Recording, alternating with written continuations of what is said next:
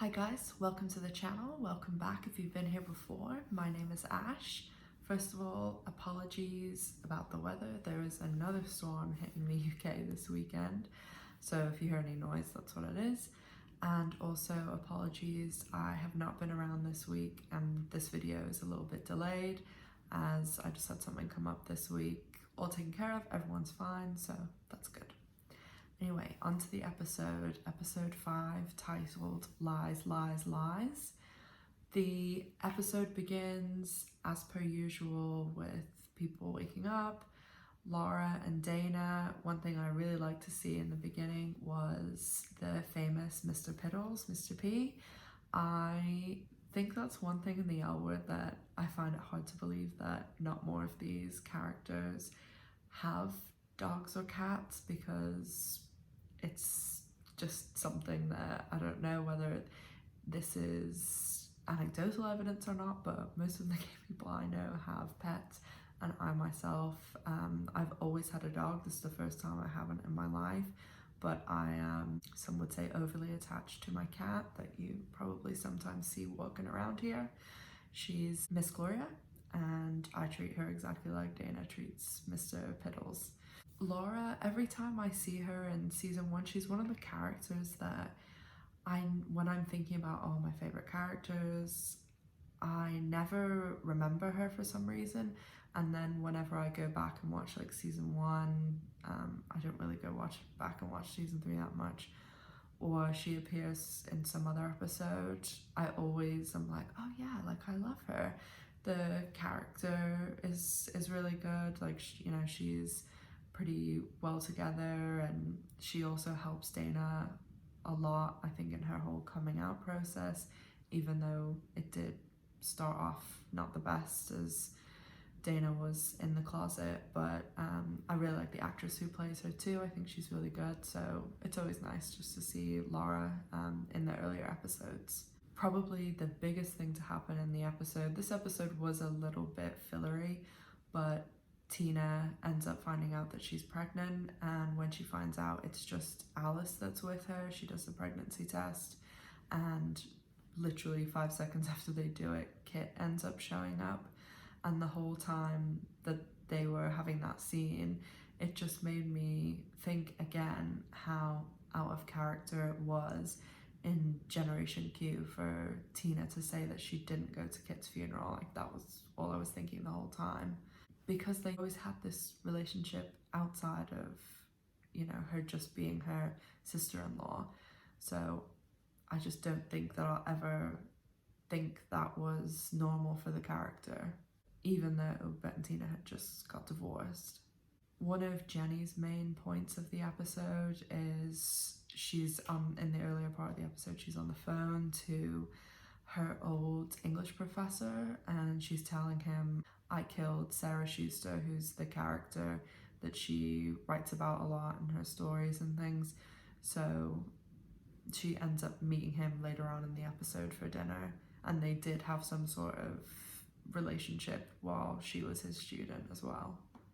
We have some scenes of people going about their day. Bette is obviously at work. She seems to be the only one who ever does go to work, and she's having a hell of a day. James is featured quite a lot in this episode, and I always love seeing him on screen. Tina ends up phoning Bette and saying, can you come home for dinner? I need to talk to you. And Bette is just like chaos, so she says yeah, she'll be home, but she'll try and get home early. Alice ends up leaving abruptly because she has to go and pick up her mom from the hotel, where she's reached their limit after staying in their penthouse suite. And Alice's mom is a character that, she's pretty funny to have around, and just any interaction that she has with Shane. And I really liked in Generation Q how they brought Alice's mom up to Shane again. Just something that always gives me like a good laugh. Best scene of the episode to me is when Bette gets home and she sees like 3 plates set out and starts kind of telling Tina like, oh my god, I can't believe you invited someone to dinner. And she obviously sees a pregnancy test, and both of them are just ecstatically happy, and You know, the scene is really nice, of course. Probably people sick of me saying this, but Jennifer Beals, Laura Holloman, amazing. Everything about the scene was great, like just so nice and gives you that like nice feeling about it. So that was a really good scene. Unfortunately, after the really nice scene is Bette and Tina going to the planet the next morning, and Bette obviously catches on that Marina like gives Tina a decaf coffee or something and says, oh, it's for the baby, and Shane congratulates them. So Bette ends up knowing that Alice knew before them, and Alice obviously told everyone. So they get in the car to go to the ultrasound, and Bette's like, you know, a bit annoyed. But when they go to the ultrasound, obviously a very nice scene, and I think this is maybe what Bette and Tina want to remember it was like in their head. And because when they bring it up in Generation Q, talking about Angie's ultrasound, like, yes, they did both see the ultrasound together, but when Tina found out she was pregnant in season 2, like, she hid it from Bette for a really long time, and it got to the point where people couldn't believe that Bette didn't realize that Tina all of a sudden was like, I'm gonna rock this pashmina 24/7, and pretending that she'd put on weight because of the breakup. So it is a nice scene at the doctor's office where they see the heartbeat for the first time and everything like that. But obviously it's a bit tainted when you rewatch because you know what's going to happen. Jenny has dinner with her professor and tells him about her and Marina. So after dinner, Tim goes to the professor's hotel thinking that Jenny's like in his room or something, and Jenny has actually gone to the planet and is hooking up with Marina when Tim, not finding Jenny in the hotel, goes to the planet, and Alice kind of walks in on them and is like, there's no room for pleasantries, like, Tim's here. So Alice helps Jenny kind of sneak out, and she goes back home and pretends she's just been writing the whole time. And we get one of those Jenny dream writing sequences that they kind of, I do try and skip them a lot, especially I think it's season 2 and season 3 when they get really bad, and as I said before, this manatees and things. So I normally do try and skip the Jenny dream scenes, but this one was pretty short. Obviously I watched it for the review. But we then go back to the CIC, and Bette is being called into a board meeting with her boss Franklin, and obviously we learn that they were going to fire her, and before they can fire her, Peggy Peabody is coming in with her dogs, which I love it. And she comes in and kind of tells Franklin, like, you're, you know, not going to get provocations unless you keep Bette on, because she's the only one who can possibly preside over this, and I want her, you know, to be the director that's showing provocations. So Peggy also advises them to extend their contract with Bette because it's up in 6 months. So Peggy really helps Bette out there, and Holland Taylor, as usual, is amazing.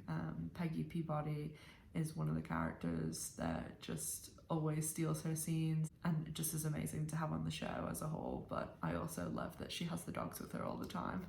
And after Bette leaves work, she goes back to her house, and Shane, Alice's mom, Dana, Laura, Tina and Kit obviously are all at Bette's. Bette and Kit have a short scene inside the house. When Tina was finding out she was pregnant, she came to pick up a letter, and it was actually from Kit's son, David, and it was just medical paperwork to fill in, and he wrote like a really small note on a little post-it, and, you know, Kit, this is the first mention of Kit's son, so Kit kind of tells Bette, like, oh, it's something, like, at least he wrote something. And Kit kind of says to Bette, oh, it's a step in the right direction, like, it's something. And we end with a really nice scene by the pool, the whole group, and Alice's mom is telling stories, and there is the little bit of the Jenny dream sequence that gets brought into it, but for the most part, nice seeing everyone's having drinks and messing around in the pool and stuff. Bette and Tina, obviously very happy with the news. And that is the end of the episode. I will be very quickly posting episode 6 to try and catch up with myself for missing a week. So I would love you guys to watch along with me. Let me know all your thoughts about episode 5 down in the comments. And I will also have a little L word fun facts video coming out soon too. Please consider following me on social media. My Instagram is the.ash.silver. I'll put it up there for you. Let me know if there's anything else you guys would like to see on the channel. I watched a show over this week that was called I'm Not Okay With This, and it did have LGBTQ theme, so I was thinking about maybe doing some reviews on that. But if there's anything else specific you'd like to see, please let me know, either on my community page, in the comments, or DM me on Instagram. Thank you so much for watching, guys. Have a good weekend. Bye.